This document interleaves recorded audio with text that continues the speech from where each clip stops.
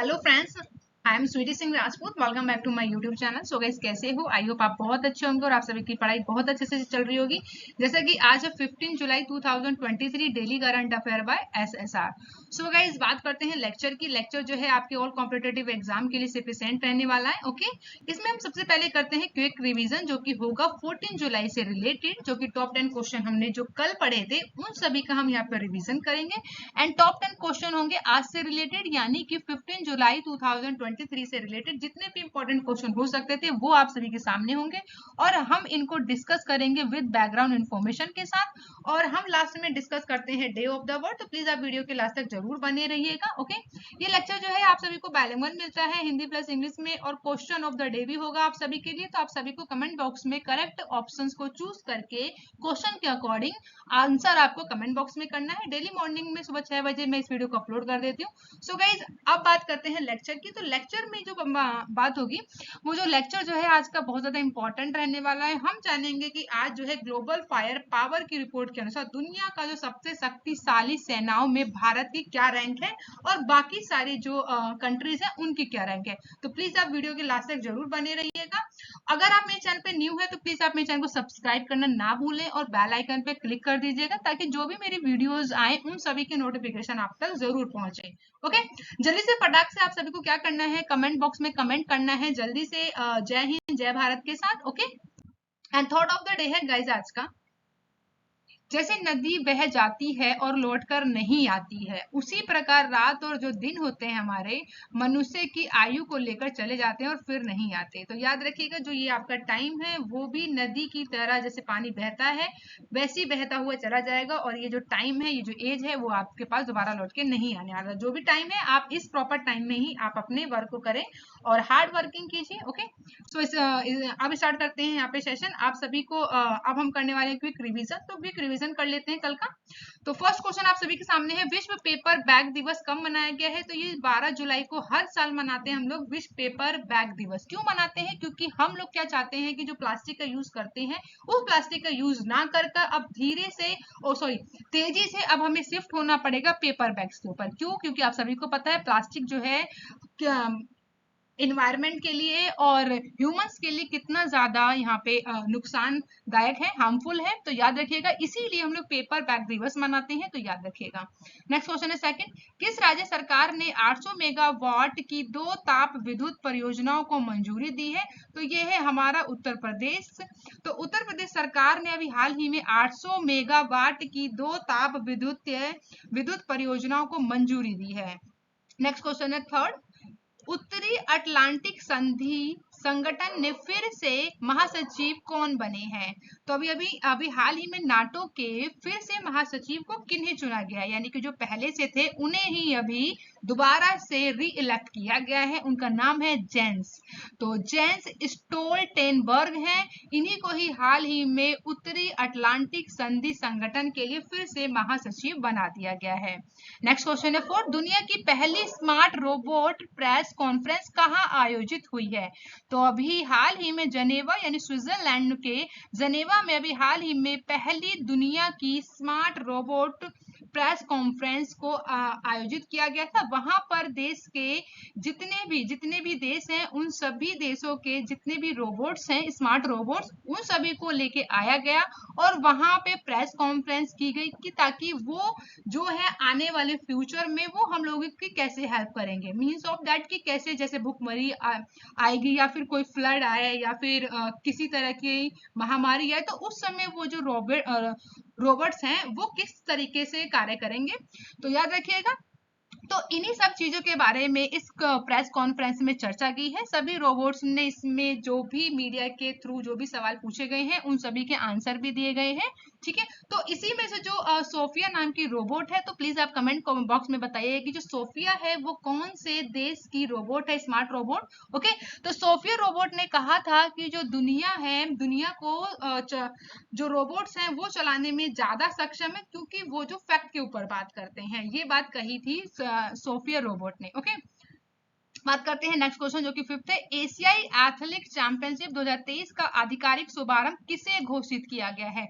तो Lord Hanuman, okay, तो Lord Hanuman ji को अभी हाल ही में एशियाई एथलेटिक चैंपियन 2023 का आधिकारिक शुभंकर घोषित कर दिया गया है, जैसा कि हम लोगों ने कल पढ़ा था डिटेल में, तो याद रखिएगा।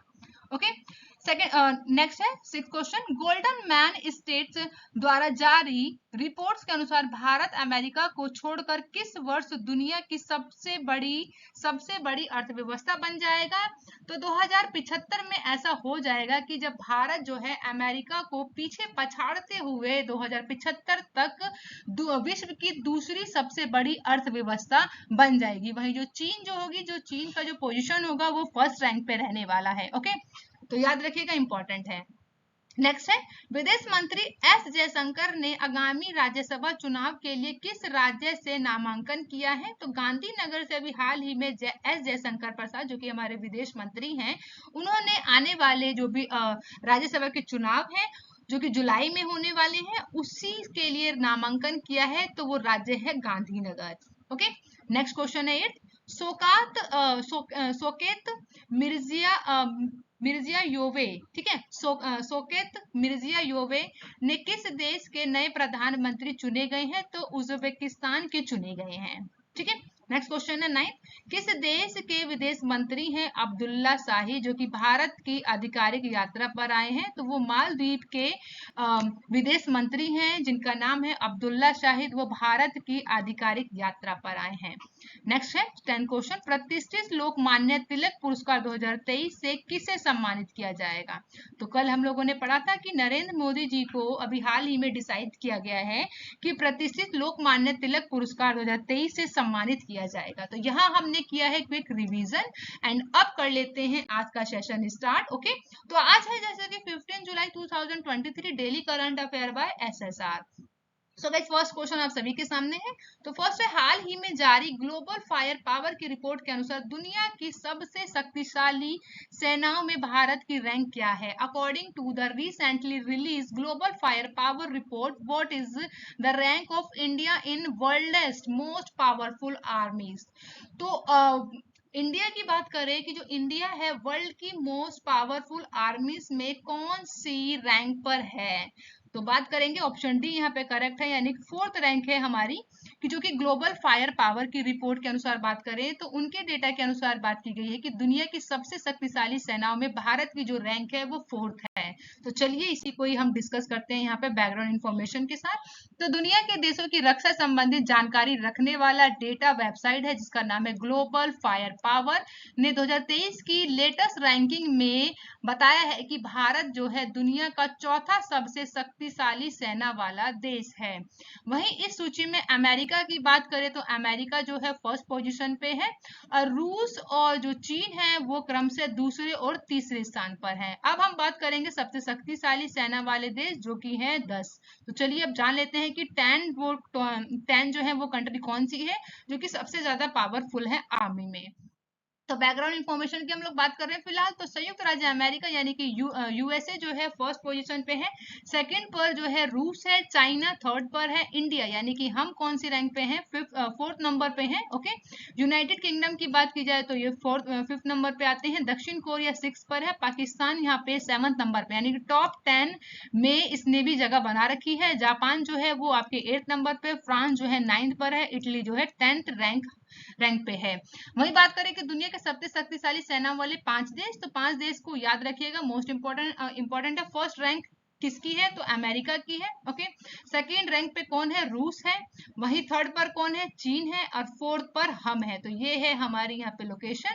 तो भारत जो है फोर्थ रैंक पे है दुनिया के सबसे शक्तिशाली सेनाओं में, और फिफ्थ पे कौन है? तो ब्रिटेन है। तो याद रखिएगा, मोस्ट इंपॉर्टेंट है। ओके, बात करेंगे नेक्स्ट क्वेश्चन जो कि सेकंड, हाल ही में किस देश ने बीबीसी की मीडिया की मान्यता को रद्द कर दिया है? Recently which country has cancel media recognise of BBC? तो अभी हाल ही में बीबीसी मीडिया को किस देश के द्वारा वहां पे उसकी मान्यता को रद्द कर दिया है? तो ऑप्शन ए इज करेक्ट है, यानी सीरिया। तो सीरिया के जो सीरिया देश है उसने बीबीसी की मीडिया के तहत बीबीसी मीडिया को वहां की मान्यता से रद्द कर दिया। तो चलिए यहाँ पे बैकग्राउंड इंफॉर्मेशन को समझा जाए। तो सीरिया ने जो है बीबीसी को क्यों किया है? तो बीबीसी पर पक्षपात और पूर्ण और भ्रामक, ठीक है, ब्राह्मण नहीं है, भ्रामक है, ठीक है, भ्रामक रिपोर्ट का आरोप लगाया है। इसी के साथ सीरिया जो है बीबीसी पत्रकारों की मान्यता को भी खत्म कर दिया है, ताकि जो है कोई भी विदेश मीडिया जो है पत्रकार किसी देश की रिपोर्टिंग नहीं कर सकता। यानी कि कोई भी देश जो है अगर वहां के बीबीसी मतलब कि कोई भी जो देश है वो किसी भी पत्रकार की वहां की मान्यता को खत्म कर देता है, तो वहां की जो मीडिया है वो वहां की किसी भी देश की रिपोर्टिंग नहीं कर सकती ऐसे समय पे। चलिए तो अब जान लेते हैं सीरिया के बारे में। तो सीरिया की जो राजधानी है वो क्या है? दमशक। और यहाँ की जो कि मुद्रा है, करेंसी है, वो क्या है? Serial pound. तो याद रखिएगा, इंपॉर्टेंट है। ओके, चलिए तो बात करते हैं नेक्स्ट क्वेश्चन जो कि है थर्ड, बहुत ज्यादा इंपॉर्टेंट है और इंटरेस्टिंग भी है। तो चलिए पढ़ते हैं। हाल ही में उड़ीसा ने आर्टिफिशियल इंटेलिजेंस न्यूज एंकर को लॉन्च किया है, इसका नाम क्या है? Recently Orissa has launched artificial intelligence news anchor, what is name? तो जिनकी आप इमेज देख रहे हैं ये एक आर्टिफिशियल इंटेलिजेंस न्यूज एंकर है, जिनका उड़ीसा में अभी हाल ही में लॉन्च किया है उड़ीसा राज्य ने। तो इनका नाम क्या है? तो क्या नाम रखा गया है? इस रोबोट का नाम रखा गया है लीसा। तो लीसा नाम की ये जो है न्यूज एंकर है जो कि एआई से रिलेटेड है। चलिए तो अब इसके बारे में हम समझ लेते हैं बैकग्राउंड इंफॉर्मेशन। तो उड़ीसा स्थित एक निजी समाचार पत्र द्वारा चैनल जो है उसने रविवार को लीसा नाम के एक आर्टिफिशियल इंटेलिजेंस यानी एआई द्वारा संचालित समाचार एंकर को लॉन्च कर दिया है। उड़ीसा की पहली एआई न्यूज एंकर है जो कि टेलीविजन और डिजिटल प्लेटफॉर्म के लिए उड़िया और अंग्रेजी में समाचार को प्रस्तुत करेगी। वहीं इस एआई न्यूज एंकर का नाम क्या रहेगा? क्या है? लीजा है।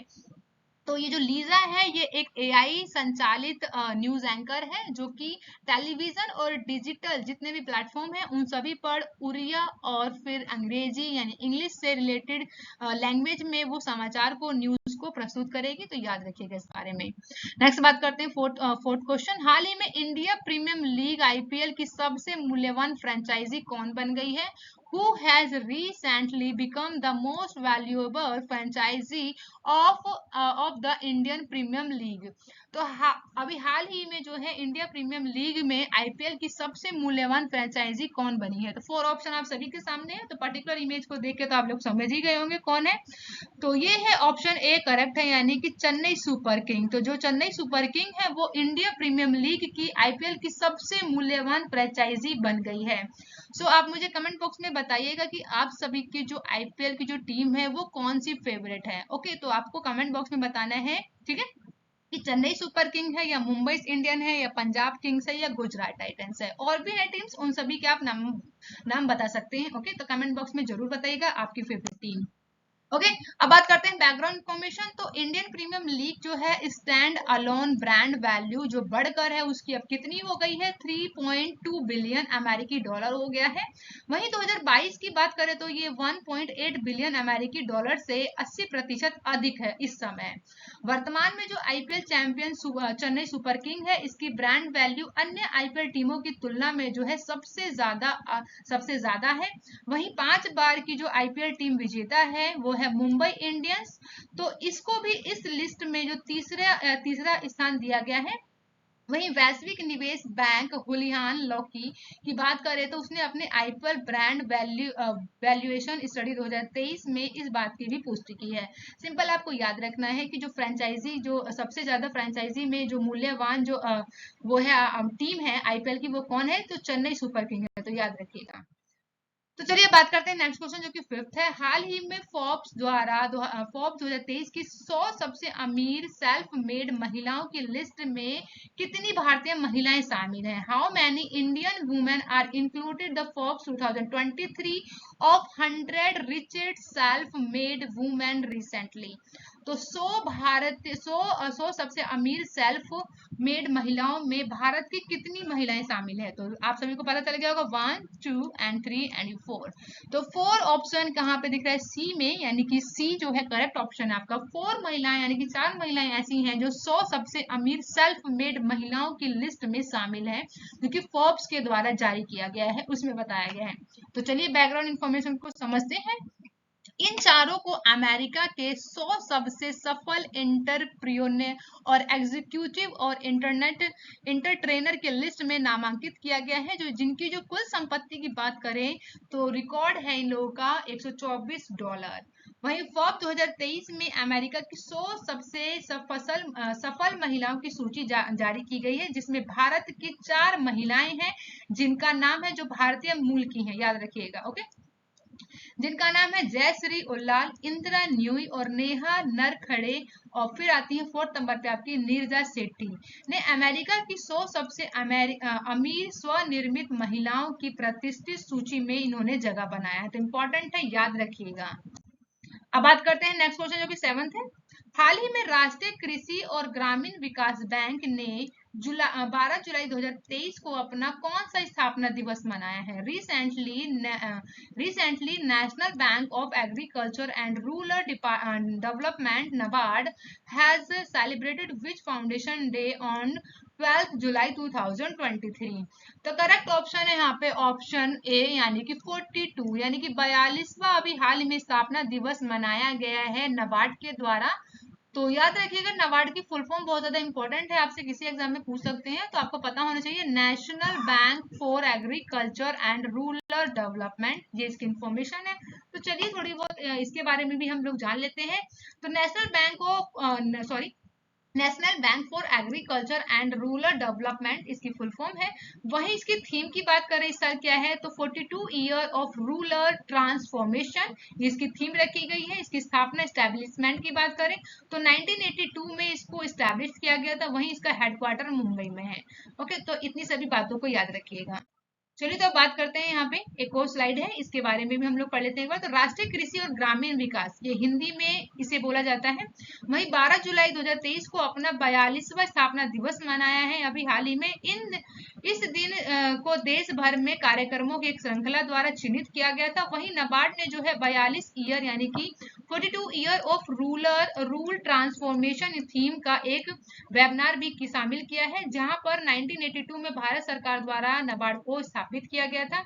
ये भारत के संपूर्ण ग्रामीण ऋण प्रणाली के लिए शीर्ष स्थान है, यानी भारत में जितनी भी संपूर्ण ग्रामीण क्षेत्र से जितनी भी ऋण की प्रणाली होती है उसके लिए ये शीर्ष स्थान है। ओके, इसके दो मुख्य कार्य होते हैं। एक होता है वित्तीय और विकास, यानी कि फाइनेंशियल और डेवलपमेंट करना ही इसका काम है NABARD का। यह निदेशक मंडल द्वारा ही शासित होता है। वहीं इसकी जो अधिकृत पूंजी है वो कितनी है, ऑथराइज कैपिटल, तो 5000 करोड़ है, जो कि अब बढ़ाकर 30,000 करोड़ कर दिया गया है। तो याद रखिएगा, जब इसको एस्टैब्लिश किया गया था तब कितनी थी, 5000 करोड़ थी, अब बढ़कर 30,000 करोड़ हो गई है। तो ये सभी बातें हमने समझा था NABARD के बारे में, तो याद रखिएगा। नेक्स्ट क्वेश्चन है 8th।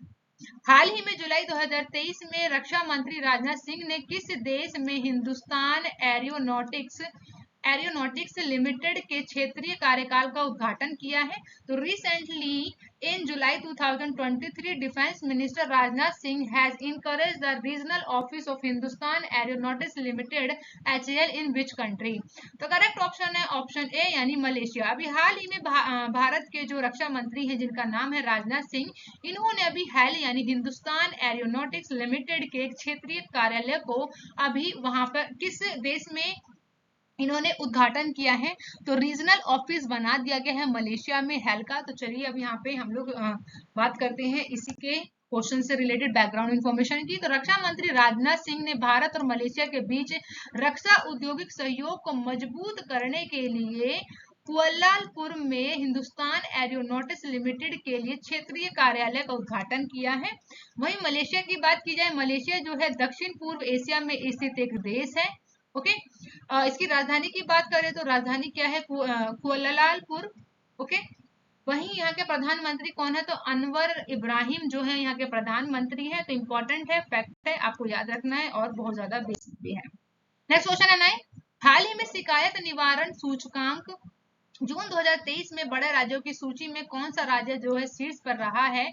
तो आपको याद रखना है ऑप्शन बी इज करेक्ट है, यानी उत्तर प्रदेश। तो उत्तर प्रदेश जो है अभी शिकायत निवारण सूचकांक 2023 में फर्स्ट पोजीशन पे आया है, तो उसे रैंक कितनी मिली है, फर्स्ट मिली। तो देखिए यहाँ पे आपको बता भी रहे हैं योगी जी की फर्स्ट रैंक मिली है हमें उत्तर प्रदेश वालों को। ओके, तो चलिए यहाँ पे बैकग्राउंड इन्फॉर्मेशन की बात करेंगे। इस सूचकांक में उत्तर प्रदेश की नेतृत्व की बात करें तो इसने जो कितना स्कोर किया है 3.90 स्कोर किया है। इसी स्कोर के साथ जो है वो फर्स्ट पोजीशन पर है, जिसने जो है 17,500 शिकायतों का निपटारा भी किया, यानी काम भी किया इन्होंने।